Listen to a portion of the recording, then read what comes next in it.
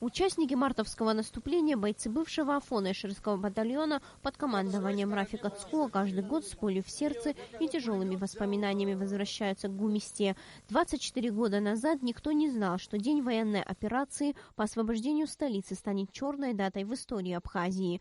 В ночь с 15 на 16 марта 1993 года абхазскими соединениями была дана команда перейти реку Гумиста и занять стратегически важные высоты близ Сухума, что наши бойцы и сделали, но с какими жертвами. У первой мотострелковой роты Афона Эшерского батальона на тот момент было задание контролировать район массива Гумисты. Бои продолжались практически всю ночь. Потери были большие. Без 15 час ночи мы вышли со стороны Эшеры и перешли на эту сторону. Перешли на эту сторону по высоковольтным столбам, определились и перешли вот бывшая дорога Гречка, вот это вот. Перешли сюда и с боями, вот дошли до ресторана ГУМа. Здесь у нас были жертвы очень большие. А на второй день уже, это 17 числа вечером, мы всех раненых организованно унесли их на ту сторону, перевели, а кто был мертвым, всех похоронили и отметили места. Я был проводником Эшер-Афонского батальона.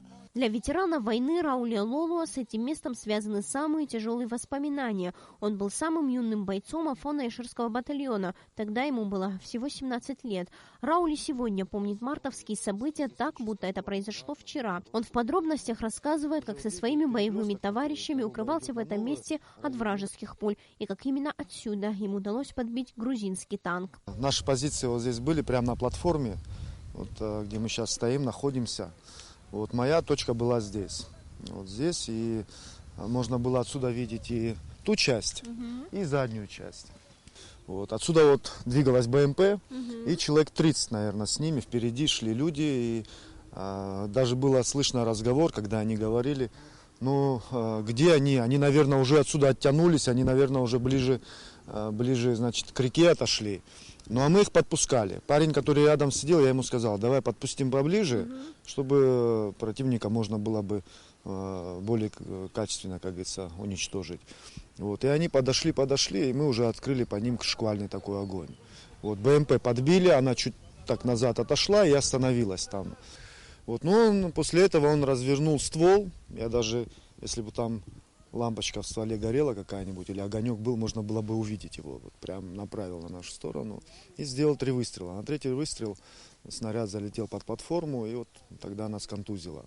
Вот. Оказывается, потом ребята уже рассказывают, оказывается, с этого танка еще производились пулеметные выстрелы, и рядом со мной, который парень был, он в плечо получил ранение. Потом его перевязал вот, и отправили в дом раненых. Ну и вот так мы здесь просидели до вечера. Силы, которые должны были прийти с района Эшеры, не смогли прийти, потому что фактически мы в окружении оказались. Мы зашли сюда, вглубь, а дзоты, те, которые были сзади нас, они остались. То есть они остались нетронутыми. Мы проникли, пробили, так скажем так, оборону, прошли. Наша задача была закрепиться здесь, взять плацдарм, а уже дать возможность основным силам зайти через мост, через реку перейти. Но они не смогли это сделать. Единство, боевой дух и заветная мечта о победе морально помогали абхазским воинам не только в мартовском, но и в последующих наступательных операциях. Но та немыслимая стойкость, которую проявили наши бойцы именно в этой операции, останется в памяти и уже навсегда в истории. Только в немногочисленном Афоно-Эшерском батальоне в те трагические мартовские дни погибли 14 бойцов. Герой Абхазии Рауль Крия с первых дней войны встал на защиту Родины. Он принимал участие в последующих военных операциях. Вот здесь завязался бой, и вот целый день мы здесь пробыли с боями, и потом ночью пришлось отступать. Погибли, к сожалению, большому сожалению, наши ребята погибли.